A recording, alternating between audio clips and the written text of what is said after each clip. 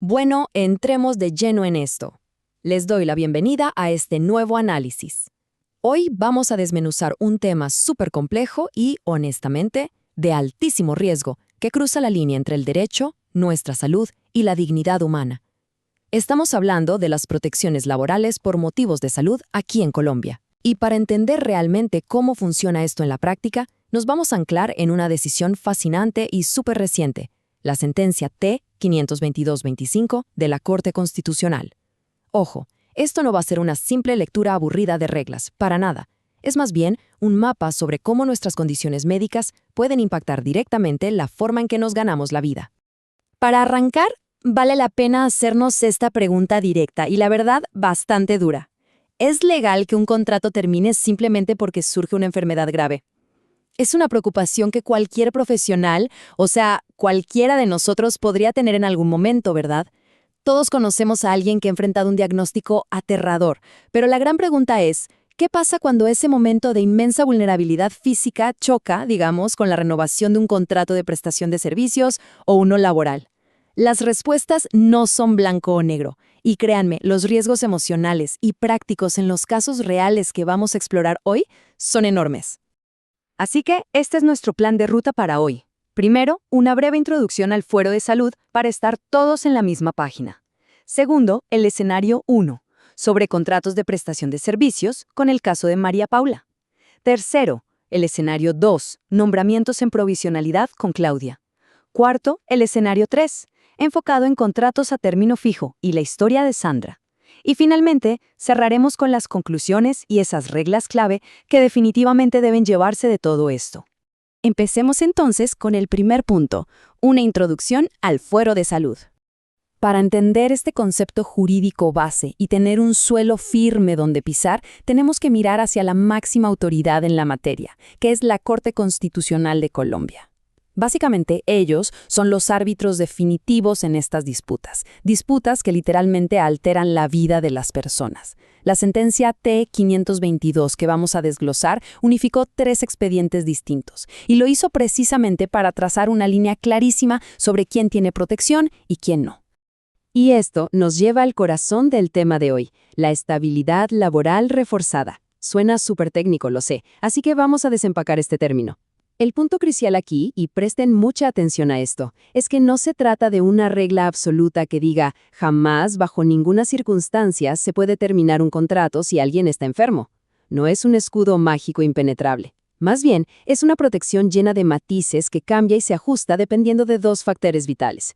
Primero, el tipo de contrato que se tenga, y segundo, qué tan severa es realmente la enfermedad en el momento exacto del despido.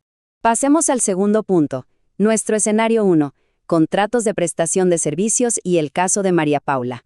Conozcamos a nuestra primera protagonista. Imagínense esto. En abril de 2024, María Paula firma un contrato con la Superintendencia de Notariado y Registro como auxiliar administrativa. Todo normal, ¿no? Pero apenas un mes después, en mayo, es hospitalizada por 10 días debido a unos dolores de espalda insoportables.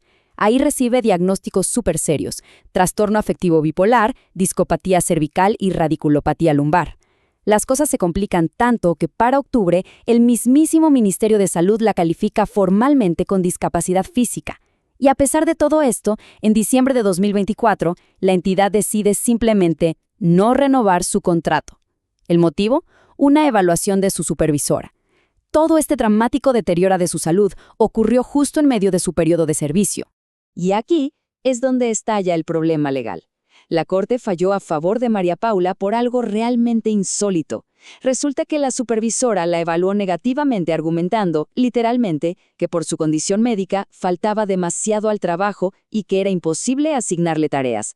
O sea, la despidieron exclusivamente por estar enferma. Al hacer esto sin pedirle el permiso obligatorio al inspector del Ministerio del Trabajo, la Corte fue contundente. Esa no renovación no tenía ninguna justificación objetiva.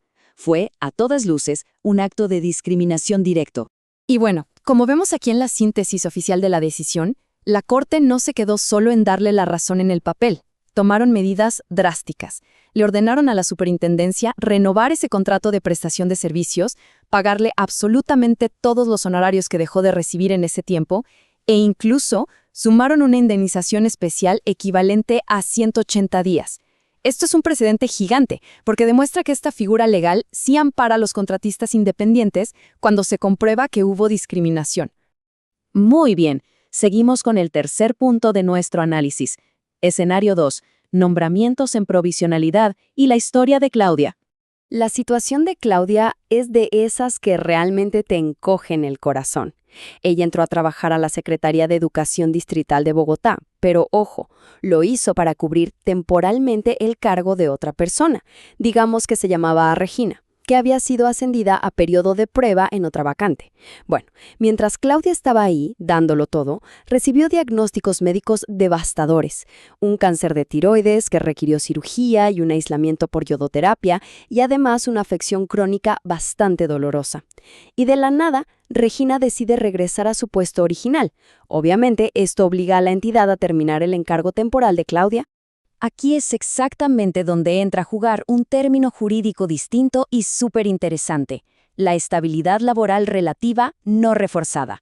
Es vital entender esta diferencia. Como el cargo de Claudia era provisional y le pertenecía a alguien más, la entidad de hecho no necesitaba pedirle permiso al Ministerio del Trabajo para sacarla cuando la titular regresó. Hasta ahí era un movimiento administrativo totalmente válido. Pero, un momento. Eso no significa que pudieran simplemente echarla a la calle y olvidarse del asunto. Por su evidente estado de vulnerabilidad por salud, a Claudia se le debía un nivel de protección intermedio, lo que la ley llama un trato preferente. Entonces, ¿cómo se ve ese trato preferente en el mundo real? Pues bien, el empleador, en este caso el Estado, tenía dos deberes ineludibles: unas acciones afirmativas antes de dejar a Claudia sin su sustento. Paso 1. Asegurar que ella fuera absolutamente la última persona en ser desvinculada de la entidad frente a otros provisionales. Y paso 2, tenían el deber real de intentar ubicarla en un cargo similar que estuviera vacante. ¿Y qué hizo la Secretaría de Educación? Falló estrepitosamente en ambos. Increíblemente, solo le mandaron la carta de terminación un viernes por la tarde y ya está, sin más trámite. Este fallo es la consecuencia directa de esa gran omisión. Como pueden ver en la decisión, la Corte determinó que se violó claramente su derecho a esa estabilidad relativa y a la igualdad.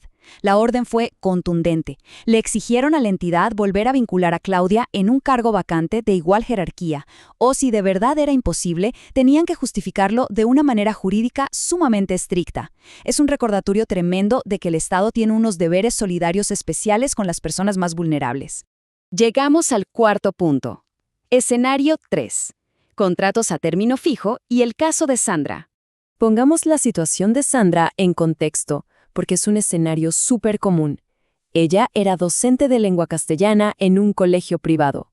Su dinámica laboral era clarísima y legalmente súper pautada. Firmaba contratos a término fijo sucesivos.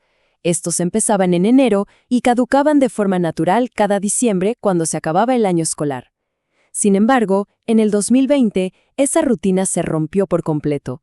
Sandra recibió un severo diagnóstico de cáncer de cuello uterino, lo que implicó cirugías mayores y periodos de incapacidad bastante largos.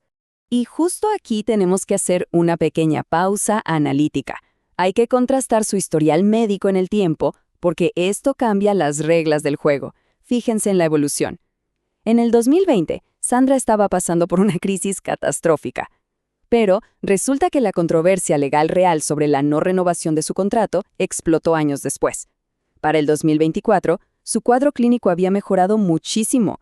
Sus visitas médicas más recientes eran por cosas como apnea del sueño y un procedimiento menor, totalmente ambulatorio, en una muñeca.